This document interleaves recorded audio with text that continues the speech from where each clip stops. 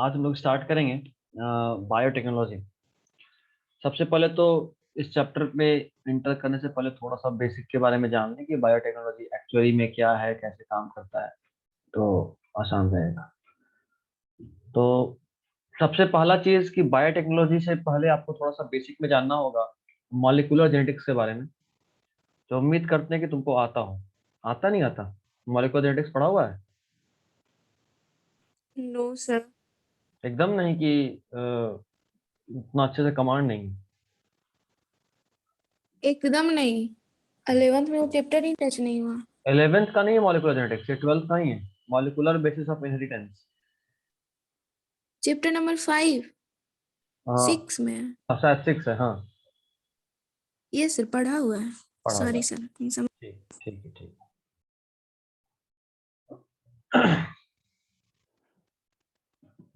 आज बहुत फ्लक्चुएशन हो रहा है नेट में। ठीक है, फिर तो स्टार्ट करते हैं। नोट्स तो आपको स्क्रीन पे दिख ही रहा है। Yes sir. सबसे पहले तो बायोटेक्नोलॉजी है क्या? तो बायोटेक्नोलॉजी एक ऐसा साइंस है जिसमें हम लोग स्टडी करते हैं नए नए चीज़ों को। नए नए चीज़ों से मेरा मतलब है कि जैसे मान लो तुम्हारे पास कोई एक डीएनए था और तुमको चाहिए कोई एक नया तरह का डीएनए। तो हम लोग क्या करते हैं कि दो ऑर्गेनिजम्स के डीएनए को आपस में जोड़ते हैं और जोड़कर कोई एक नया ऑर्गेनिज्म तैयार करते हैं। ठीक है? दो ऑर्गेनिजम्स के डीएनए को जोड़ना और एक नया ऑर्गेनिज्म को तैयार करना। अब ये जरूरी नहीं है कि ऑर्गेनिज्म जो हम तैयार किए वही मेरे लिए यूजफुल हो। मे बी वो ऑर्गेनिज्म एज अ होल मेरे लिए यूजफुल हो।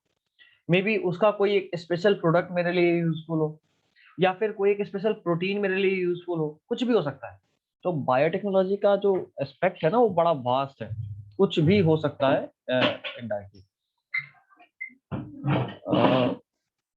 थोड़ा सा हम लिखते हैं और इसके लिए हम एक नया स्क्रीन शेयर किए। मे बी आपको ये स्क्रीन दिख रहा हो। विजिबल है यस ये? सर, दिख रहा ठीक है। Yes sir. ठीक है, ठीक है।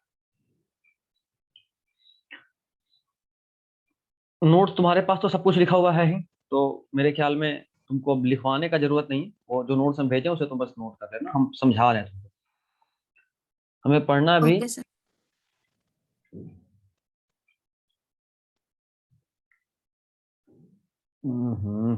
ये क्या नया नौटंकी है?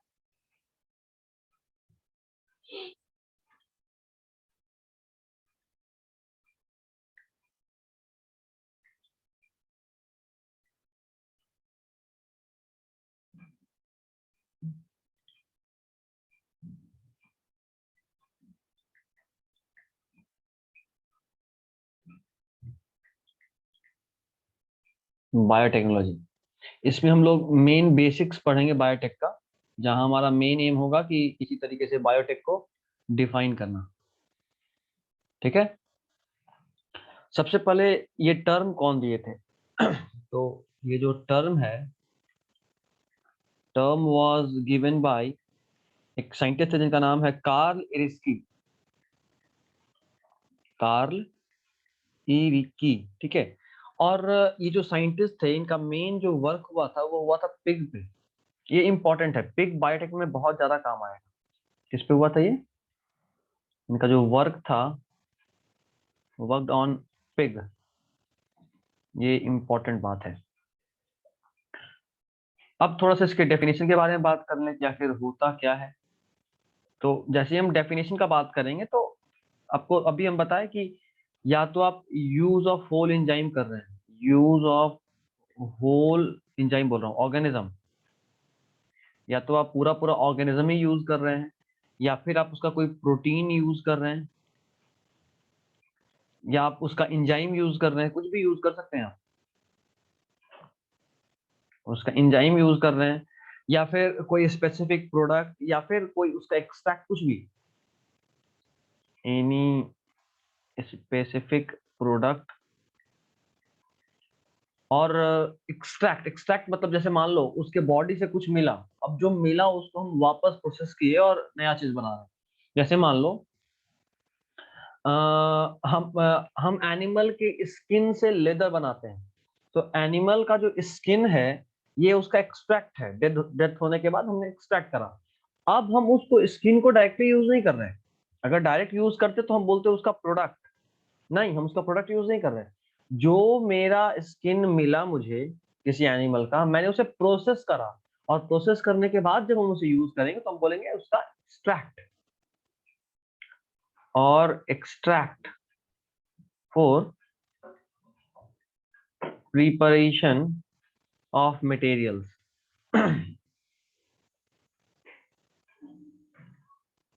Useful for humans. ठीक है, या कोई इशू? No sir. तो हम किसी को भी यूज कर सकते हैं, या तो आप पूरे पूरे ऑर्गेनिज्म को यूज कीजिए, या फिर आप उसके प्रोटीन को यूज कीजिए, या फिर आप उसके एंजाइम को यूज कीजिए, या उसके किसी स्पेसिफिक प्रोडक्ट को यूज कीजिए, या फिर उसका कोई एक्सट्रैक्ट को यूज कीजिए। इनमें से अगर आप कुछ भी यूज कर रहे हैं जो हमारे काम का है, यूं ही नहीं कि बस शिकार कर लिया तो वो जो भी शिकार है वो मेरे लिए बायोटेक हुआ, नहीं, जो हमारे काम का है तो हम उसको बोलेंगे बायोटेक्नोलॉजी। अब बायोटेक्नोलॉजी का प्रिंसिपल क्या है, मतलब किस बेसिस पे काम करता है? तो बायोटेक्नोलॉजी का दो प्रिंसिपल है। अगर हम इसके प्रिंसिपल का बात करें तो इसका दो प्रिंसिपल है।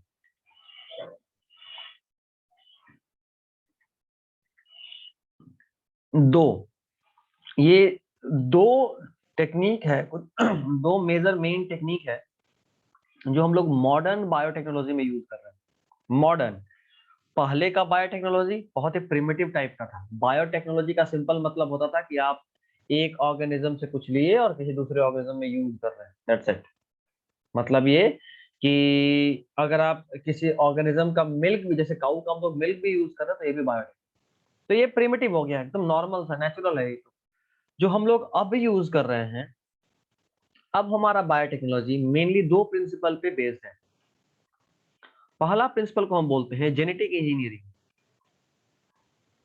जेनेटिक इंजीनियरिंग,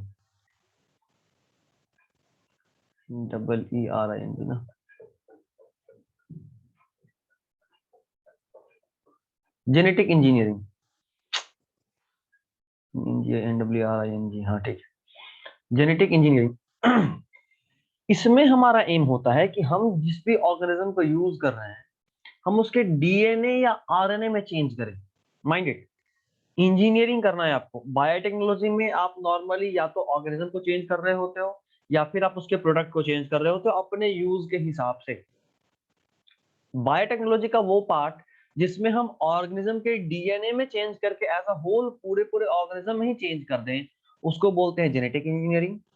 और दूसरे टाइप का जो इंजीनियरिंग होता है उसको बोलते हैं केमिकल इंजीनियरिंग या बायो प्रोसेस इंजीनियरिंग। इसमें हम क्या करते हैं, ऑर्गेनिज्म से जो हमें प्रोडक्ट मिला उसमें हम बायोटेक्नोलॉजी अप्लाई करते हैं और उसको अपने यूज के अनुसार चेंज करते हैं। ठीक, दो मेन प्रोसेस। पहला कि हम ऑर्गेनिज्म को ही चेंज कर दिए, अगर एज अ होल पूरा पूरा ऑर्गेनिज्म ही चेंज हो रहा है तो उसको बोलेंगे जेनेटिक इंजीनियरिंग। और ये कैसे होगा, डीएनए या आरएनए में चेंज करके। और दूसरा इज केमिकल इंजीनियरिंग या बायो प्रोसेस इंजीनियरिंग।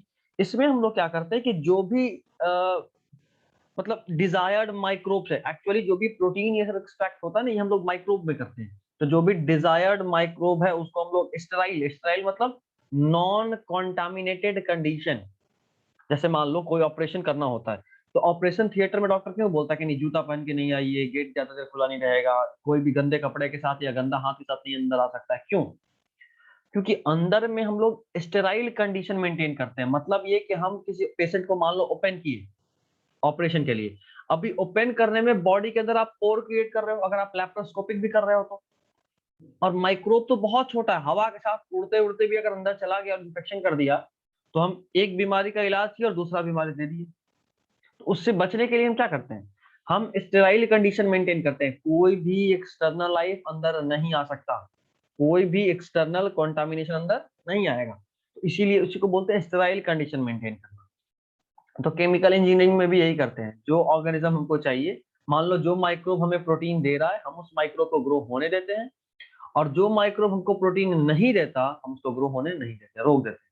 कंडीशंस को स्टेराइल बना देते हैं, जो चाहिए बस वही हो, कोई कॉन्टामिनेशन। खैर, तो पहले जेनेटिक इंजीनियरिंग को थोड़ा सा लिख के समझ लेते हैं।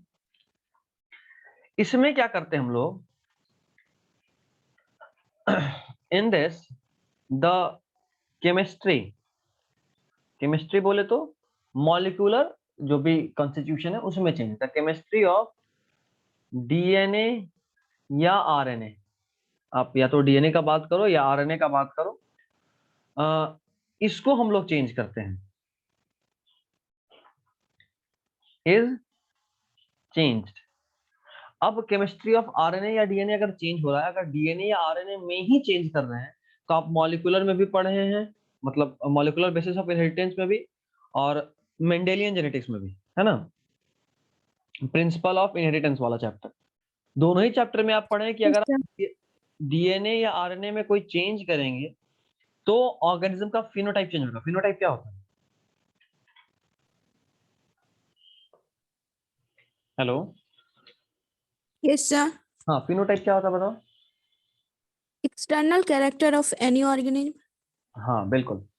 तो अगर हम कह रहे हैं कि हम chemistry of DNA RNA change कर रहे हैं, तो it that leads to, in this the chemistry of DNA RNA change, and that leads to change in phenotype of organism। पूरा पूरा ऑर्गेनिज्म ही बदल गया अगर आप उसके डीएनए आरएनए में चेंज कर रहे हैं तो, ठीक है।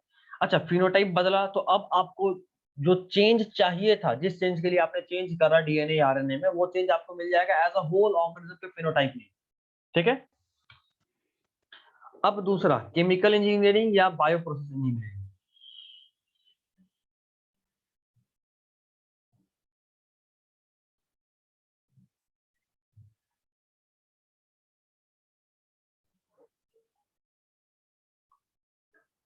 सेकेंड इज केमिकल इंजीनियरिंग, या इसी का एक और नाम है बायो प्रोसेस इंजीनियरिंग,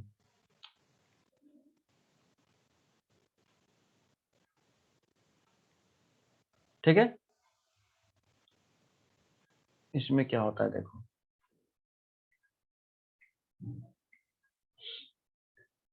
इसमें in this type we grow desired microbes, in this type we grow desired microbes in large quantities,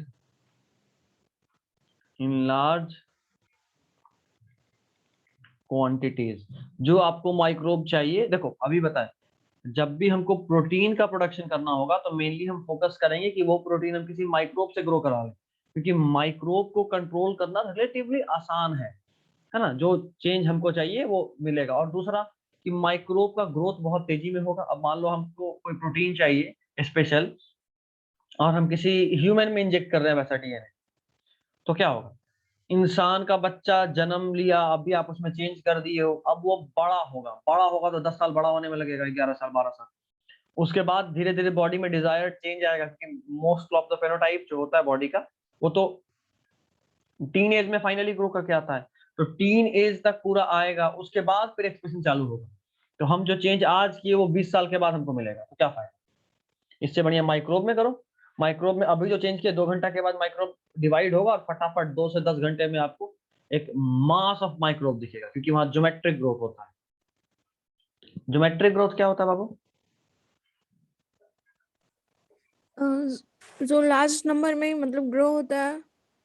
नहीं, ज्योमेट्रिक ग्रोथ का मतलब होता है कि किसी ऑर्गेनिज्म में चेंज अगर मल्टीपल्स में आए, जैसे मान लो एक था सेल, ये डिवाइड करके 2 सेल बना 1 घंटे में, अगले 1 घंटे में ये दोनों सेल डिवाइड करेगा और अब कितना सेल बन जाएगा, फिर अगले 1 घंटे में ये दोनों डिवाइड करेगा, ये चारों, मेरा मतलब। तो देखो एक यहाँ सेल था, अब 1 घंटा 2 घंटा और 3 घंटा के बाद कितना हो गया, 8। और हमारे में ग्रोथ कैसे होता है, मान लो 5 सेल पहले से था या 6 सेल पहले से था, अब हर 1 घंटे में एक नया सेल बनेगा, हर घंटे में एक नया सेल बनेगा, ऐसे।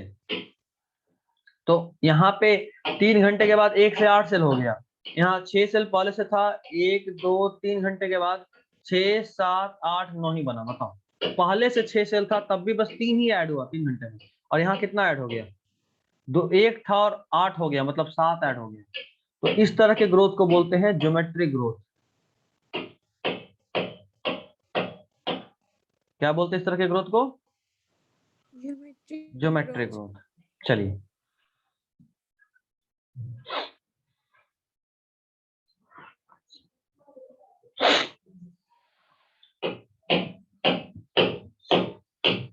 वापस आते हैं। तो desired microbes in large quantities in sterile condition, यहां ध्यान रखना है कब करते हैं ये? इन स्टेराइल कंडीशन। स्टेराइल कंडीशन में मतलब ये हमारे जब भी हम माइक्रोब को ग्रो करेंगे तो हम इस बात का पूरा ध्यान रखेंगे कि किसी भी तरीके से कॉन्टामिनेशन नहीं हो। कॉन्टामिनेशन मतलब किसी दूसरे माइक्रोब का भी ग्रोथ साथ में नहीं हो जाए। उसका 2-3 नुकसान होगा। एक तो मेरा प्रोडक्शन घट जाएगा, जाहिर सा बात है। मेरे घर में 100 लोगों के रहने का जगह था और हम चाह रहे थे कि 100 का 100 लोग ऐसा रहे जो किराया दे। अब हुआ यूं कि उसमें कॉन्टामिनेशन हो गया, कम से कम 25-30 लोग ऐसे आ गए जो किराया देने वाले नहीं थे, तो मेरा तो नुकसान हो गया कॉन्टामिनेशन से। एक नुकसान। दूसरा नुकसान कि भाई अब वो 100 लोग में से 30 लोग जो एक तो बेमतलब से मेरे घर में घुस गए, तो कोई काम धाम नहीं है, किराया नहीं दे रहे हैं, उसके अलावा अब वो मेरा रिसोर्स भी यूज कर रहे हैं, पानी यूज कर रहे हैं, बिजली यूज कर रहे हैं, तो एक तो किराया भी नहीं दिया, ऊपर से मेरा और नुकसान कर रहे हैं। तो अगर कॉन्टामिनेशन होगा तो एक तो उससे कोई प्रोडक्शन नहीं होना है, ऊपर से जो न्यूट्रिशन मेरे डिजायर्ड माइक्रोब को मिलना चाहिए था वो अनडिजायर्ड वाला भी लेके जा रहा है, ये भी नुकसान होता है। इसलिए स्टेराइल कंडीशन बहुत जरूरी है। तो आप इसको ग्रो करते हो और इन टर्न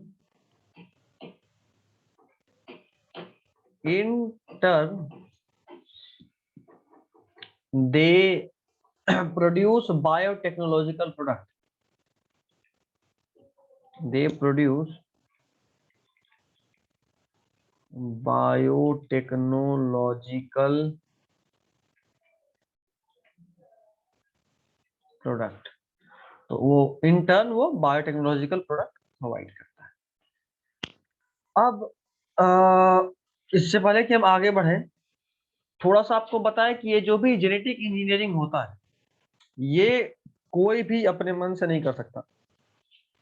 कहने का मतलब ये कि बायोटेक का कोर्स तो हम भी कर रहे हैं, बायोटेक्नोलॉजी तो हम भी पढ़ रहे हैं। कुछ दिन पहले मेरा एक एक्सपेरिमेंट होना था जिसमें हम लोग एक माउस को, चूहा, जो माइस होता है अल्बिनो माइस, उजला वाला जिसको हम लोग नॉर्मली बिलायती चूहा बोलते हैं, वो जो चूहा था हमको उसको पकड़ना था, मतलब या मार्केट से खरीद लेते, किसी भी तरीके से मुझे चूहा चाहिए था। फिर हम लोग उसका पैर को काटते और वहां से बोन मैरो निकालते, बोन मैरो में से डीएनए निकालते और फिर उसको स्टडी करते। ये मेरा एक्सपेरिमेंट था।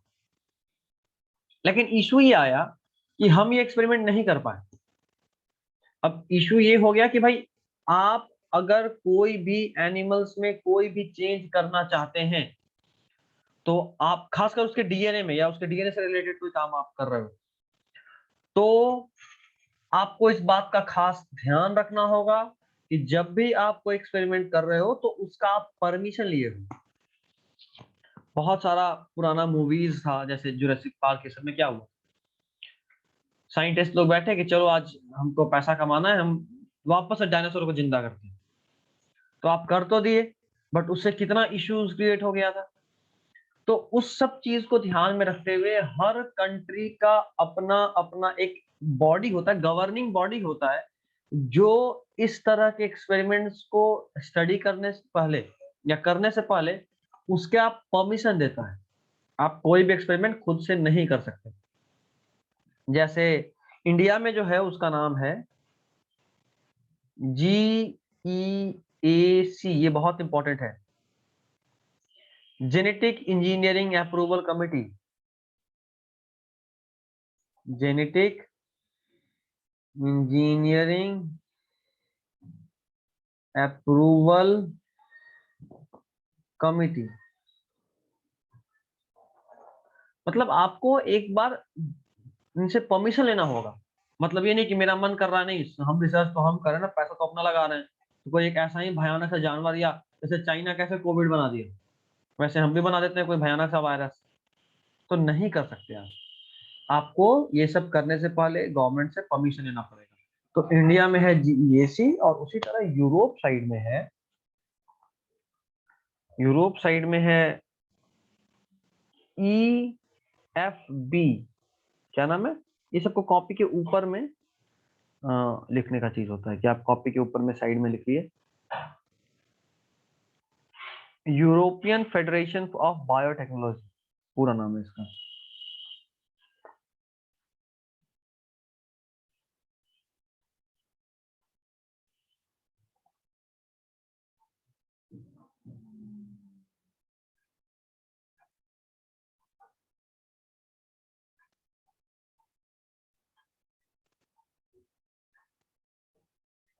European federation for biotechnology. तो अभी तक हम लोग ये जान गए कि भाई हम कोई भी एक्सपेरिमेंट खुद से नहीं कर सकते, करने के लिए हमको परमिशन चाहिए।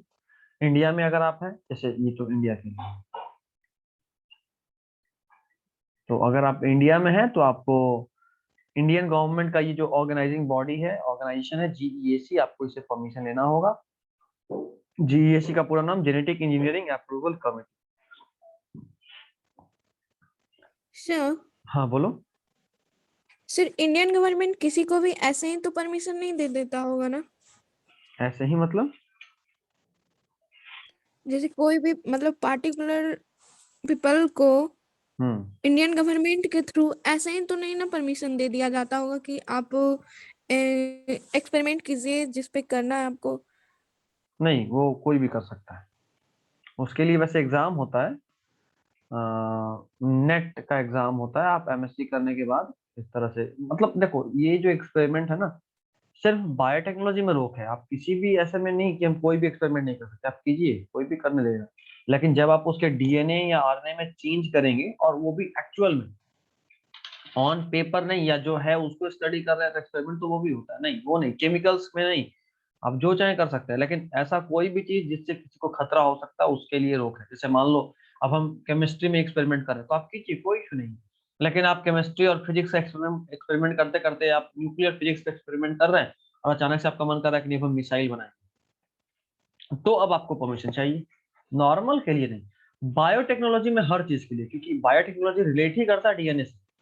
अगर आप डीएनए में चेंज कर रहे हैं तो आपको परमिशन लेना होगा, नहीं तो you are not eligible, you are not allowed, it is illegal. ठीक है। Yes sir. हम्म। अब अगर हम बात करें ट्रेडिशनल हाइब्रिडाइजेशन टेक्निक्स का, तो हाइब्रिडाइजेशन एक सब बात है। बायोटेक्नोलॉजी में भी हम क्या कर रहे हैं, दो ऑर्गेनिज्म के डीएनए को मिला रहे हैं, कर रहे हैं ना, कुछ नया तो नहीं कर रहे। दो ऑर्गेनिज्म के डीएनए को सिर्फ मिला ही रहे हैं। और इसके लिए हमारा जो ऑफिशियली अगर हम बात करें, तो उसको हम एक नाम देते हैं। नाम क्या देते हैं ये हम तुमको बता रहे हैं। हम लोग बोलते हैं कि एक टर्म है हाइब्रिडाइजेशन। आप मेंडेलियन जेनेटिक्स में इसको पढ़े हुए हैं। क्या होता है हाइब्रिडाइजेशन? वहां पे था स्टेप का नाम ही, capital T into small T जब कर रहे थे, तो बन रहा था कैपिटल टी स्मॉल टी। ये याद आ रहा है? Yes sir. हम्म। और ये जो था, इसको हम बोले, इस स्टेप को ही हम लोग बोले थे हाइब्रिडाइजेशन।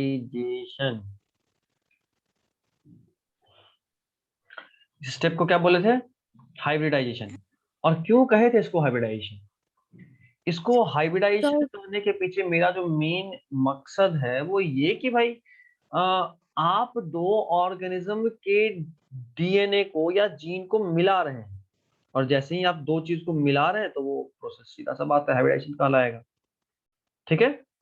हाइब्रिडेशन क्यों कहे? क्योंकि आप दो ऑर्गेनिजम्स के डीएनए को या जीन को मिला रहे हैं, और चूंकि आप दो ऑर्गेनिज्म के डीएनए या जीन को मिला रहे हैं, तो वो क्या कहलाएगा? हाइब्रिडाइजेशन। तो इंडियन जो एंशियंट इंडियंस थे, ये जो एंशियंट इंडियंस थे, उन लोगों का खास बात क्या था कि ये जो एंशियंट इंडियन है, इनमें इनको ये इस बात का आइडिया था कि कहीं ना कहीं हाइब्रिडाइजेशन का जो सीड है, जो रूट है, वो सेक्सुअल रिप्रोडक्शन में। तो एंशियंट इंडियंस को ये बात आइडिया था कि roots of Recording in progress. हाँ, रूट्स ऑफ हाइब्रिडाइजेशन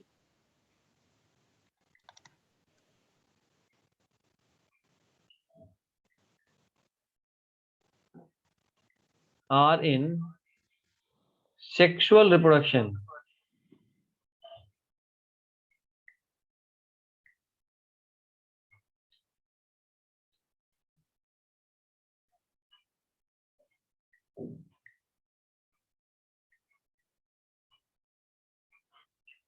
ठीक है, उनको इस बात का आइडिया था। मेरा आवाज 2 बार आ रहा है।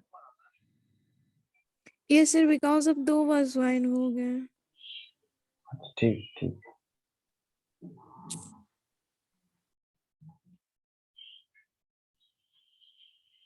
अभी ठीक है। या ठीक है, चलो। तो एक बात तो यहाँ क्लियर हो गया कि सेक्सुअल रिप्रोडक्शन में ही कहीं ना कहीं हाइब्रिडाइजेशन का रूट था। तो उसके बाद उन्होंने क्या करा कि जैसे उन लोगों का एम क्या होता था कि हमको अगर पता, जैसे मान लो जो फादर है उनका हाइट बहुत अच्छा है, टॉल है, और हम चाहते हैं ना कि ये जो ऑर्गेनिज्म है इसके डीएनए में, इसी तरह के डीएनए में, इसी तरह के डीएनए से मेरा मतलब है ये टॉलनेस वाला फीचर रहना चाहिए।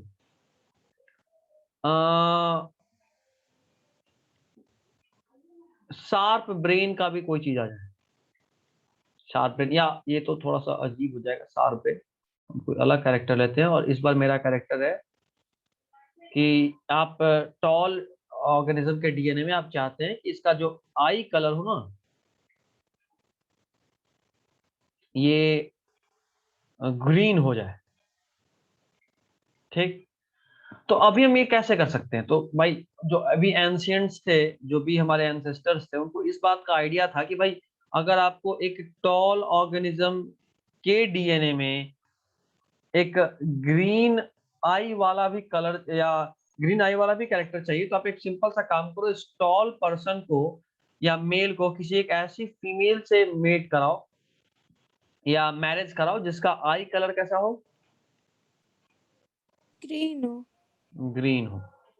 तो इससे एक बात साफ हुआ कि भाई ठीक है, अब ये क्या ये जो मैरिज है ये इस बात का गारंटी है कि जो बच्चा होगा वो लंबा भी होगा और आई कलर ग्रीन ही होगा? क्या इस बात जरूरी है कि अगर 50%। अगर अगर पेरेंट टॉल हैं और मदर मान लो गोरी है, तो क्या जो बच्चा होगा वो टॉल भी होगा और गोरी भी? Not possible. 50%। हाँ, chances are there, chances are there.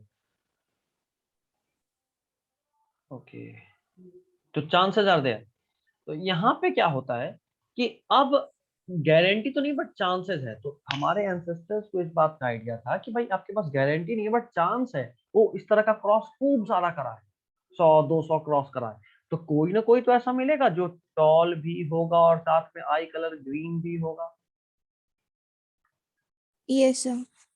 और अगर आप ऐसा कराने में सक्सेसफुल रहे तो यहीं से एक बात अच्छा हो गया कि भाई ठीक है, अब ये जो ऑर्गेनिज्म है इसका डीएनए आप पकड़ लो, अब बाकी जो भी पुराना था उसको भूल जाओ, बाकी सारे पुराने को आप भूल जाओ, आप इसको भी भूल जाओ, आप इसको भी भूल जाओ, कोई फर्क नहीं पड़ता। अब मेरा काम इससे है, हम ये tall person with green eye colour के डीएनए को पकड़ लेंगे। और अब अगर हम टेक्निकली बात करें तो एक्चुअली हम किए क्या, हम ये टॉल वाले ऑर्गेनिज्म के डीएनए में ये ग्रीन आई कलर वाला डीएनए मिलाएं। अब ये अलग बात है कि हम तुक्का से मिलाएं, ये गारंटी नहीं था कि होगा, बस होने का चांसेस था, और 1000 में या 100 में हो गया तो मेरा किस्मत। तो ये था हमारा एंशियंट एंशियंट हाइब्रिडाइजेशन टेक्निक, या एंशियंट जो भी हमारा था, आप कह सकते हो बायोटेक्नोलॉजिकल प्रोसेस। इसमें हम लोग क्या कर रहे थे एनिमल ब्रीडिंग में कि हम चाहते थे कि किसी तरीके से अनडिजायरेबल जीन हटे और उसके जगह पे डिजायरेबल जीन आ जाए, और इसके लिए हम लोग यूज कर रहे थे सेक्सुअल रिप्रोडक्शन को, इसके लिए यूज हम लोग कर रहे थे सेक्सुअल रिप्रोडक्शन को। अब देखो मॉडर्न में बात करते हैं, मॉडर्न में क्या होगा। अच्छा, मॉडर्न शुरू करने से पहले एक काम करो ना, वापस से ज्वाइन हो जाओ। उससे क्या होगा कि ये जो स्प्लिट हो जाएगा बीच में वो नहीं होगा। वापस एक बार ज्वाइन हो जाओ तो। Okay sir. ओके।